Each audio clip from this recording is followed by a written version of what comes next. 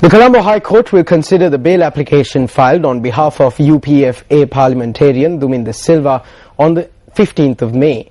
MP Duminda Silva's father filed the bail application in the Colombo High Court today, seeking his son's release from remand custody. Attorneys appearing on behalf of the father of MP Duminda Silva said that as their client is not in good health, they had requested court to look into the request seeking bail as an urgent matter. Presenting a plastic skull to show the seriousness of the injuries that MP Duminda Silva had sustained to his head, the attorneys said that the parliamentarian was shot 3 times. The attorneys further said that parliamentarian Duminda Silva was brought back to the island from Singapore against medical advice. They said that there are around 4 or 5 officials of the Department of Prisons stationed in the hospital room where Duminda Silva is receiving treatment and that it is obstructing medical attention. High Court Judge Lalit Jayasuriya said that he is not a doctor to determine the gravity of the injury that parliamentarian Duminda Silva had sustained during the incident. The judge further said that if the station prison officers are in obstruction when providing treatment to the parliamentarian, the officers can be requested to be stationed outside the hospital room at that time. The petition will be taken up on the 15th of May and notices were issued for the Attorney General and the officers from the Criminal Investigations Department to appear in court.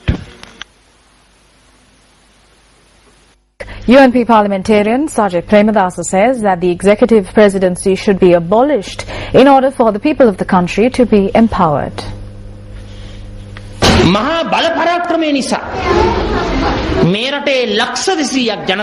This is an era where 20 million people of the country are inconvenienced owing to the executive presidency. I invite the current president and the alliance government to rethink the pledges that were made in 2005 and fulfill the promise of abolishing the executive presidency.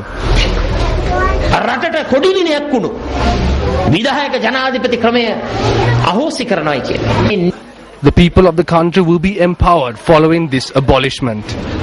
Sajid Premadasa made this statement during a function held in the Unapuro area in Tangol. At the occasion, interest-free loans were granted to women in the area engaging in self-employment. After a lapse of 30 years, direct flights between Sri Lanka and South Korea commenced yesterday.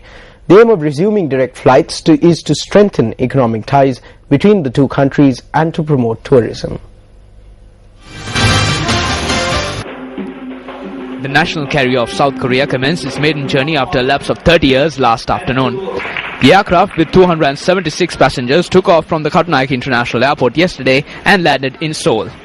Direct flights between the two countries, which began in the 70s, halted due to the economic crisis that plagued the airline industry and the conflict that began in Sri Lanka. The South Korean national carrier will fly to Seoul from Katunayake on Sunday, Tuesday and Thursday. Flights from Seoul to Colombo will operate on Monday, Wednesday and Saturday. Tonight we are joined by our News First U reporter from Balagoda Kandy, K. Nawaz. During the elections in 2011, it was told that the Digana Alutwata road in the Kundasal electorate would be carpeted. It has been 2 years and 2 months since then. The work to renovate this road has come to a standstill. The locals request the politicians to complete the renovation work on this road before the elections.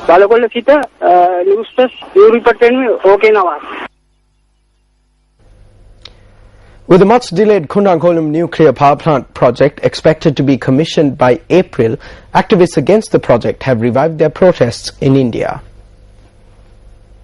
Indian media reports that over 1,000 Indians surrounded the power plant today. Defiant court orders fishermen from Kanyakumari, Tuticorin and Tirunelveli districts had arrived in the boats with black flags hoisted atop them and laid siege about 500 meters from the plant. The demonstrators charged that by constructing the nuclear power plant, fishermen and the other communities will be left helpless. The demonstration was held to coincide with the second-year anniversary of the nuclear disaster at the Fukushima nuclear plant in Japan.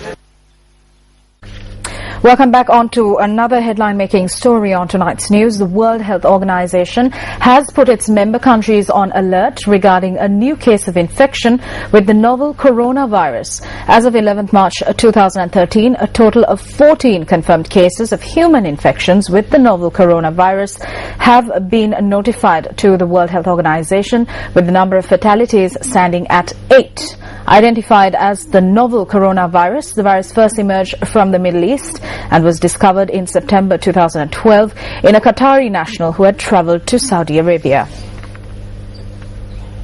The World Health Organization encourages all member states to continue their surveillance for severe acute respiratory syndrome and to carefully review any unusual patterns based on available information. The Disease Control and Prevention Unit of the World Health Organization says that this coronavirus was first identified in September 2012 in Saudi Arabia. International media reported that this strain of coronavirus, also called the Saudi virus, was reported from the Middle East. Virologist Ron Fouchier says that the virus may have come from bats. Quoting the WHO, international media reports that those who are infected by the novel coronavirus develop severe acute respiratory illness with symptoms of fever, cough and acute breathing difficulties. Severe respiratory illness may also cause the heart to face difficulties in functioning. Although this strain of virus falls into the category of the SARS virus, which was an outbreak in 2003, it does not have the similar characteristics of the SARS virus. International media reports that the virus had spread in several Middle Eastern countries as of March this year. 7 cases have been reported from Saudi Arabia, another 2 from the state of Qatar, 2 from Jordan, and another 3 from the United Kingdom. So far it appears that this is a virus that transmits from animals to humans. It is not efficiently transmitted from human to human. And a very closely related virus has been found in bats. It is not likely in the foreseeable future to cause epidemic or a pandemic. However, patients with severe pneumonia who acquire their disease or their infection in the Middle East should be investigated carefully for this new virus. What steps have the Sri Lankan authorities taken regarding this outbreak?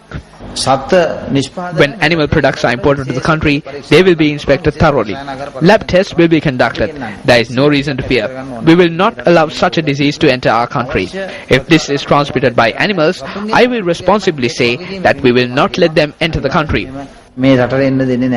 The Foreign Employment Bureau is very concerned about this. The Subject Minister Dilan Pereira has focused his attention on this and had discussed the matter with the Sri Lankan Health Service.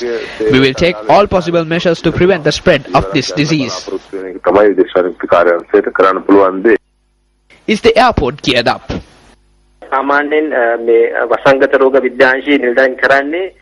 Usually, officials of the EPID unit assess the risk level and inform the airport health unit if preventive action needs to be taken.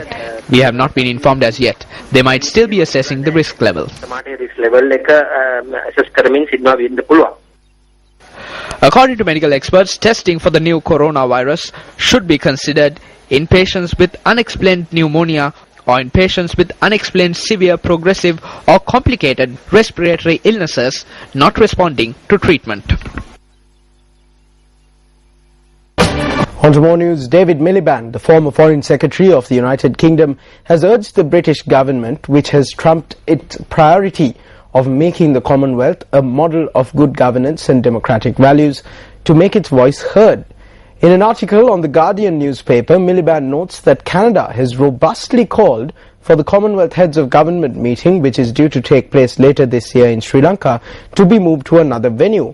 He says that Britain too needs to back the call for the CHOGM to be moved. David Miliband adds that if the CHOGM is to go ahead in Sri Lanka, it would be a mockery of Commonwealth values and UN authority, and further an invitation for the Sri Lankan government to ignore international pleas for decency and accountability.